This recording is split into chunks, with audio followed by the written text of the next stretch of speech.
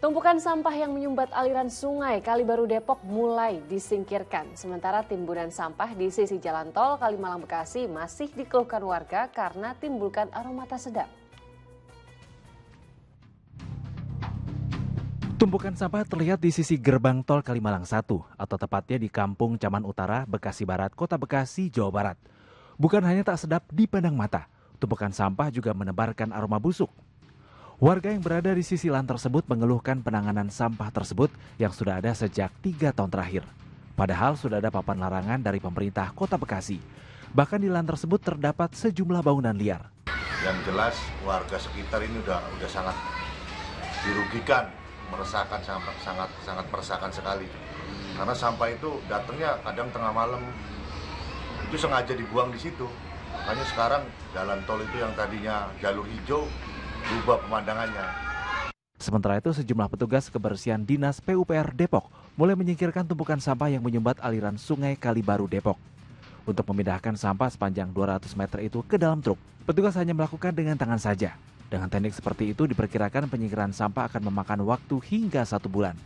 Petugas tidak dapat mengerahkan alat berat untuk menyingkirkan sampah tersebut karena terkendala izin dari sebuah pabrik di dekat tumpukan sampah yang meminta surat administrasi perizinan dari pemerintah Kota Depok.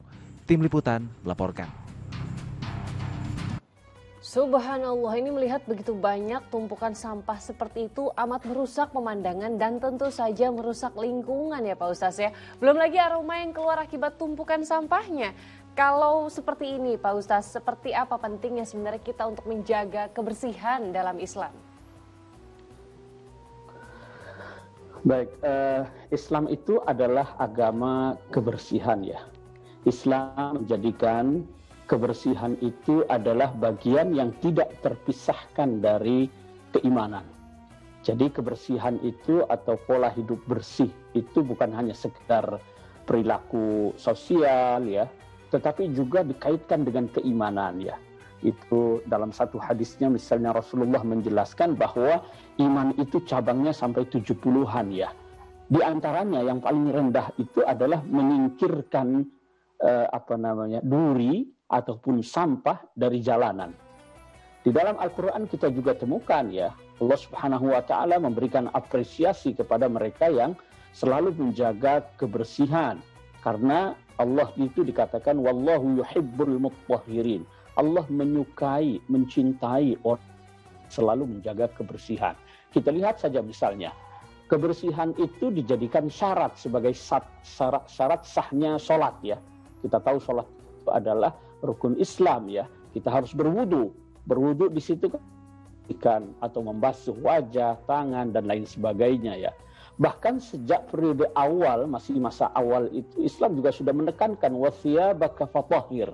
Bajumu itu bersihkan.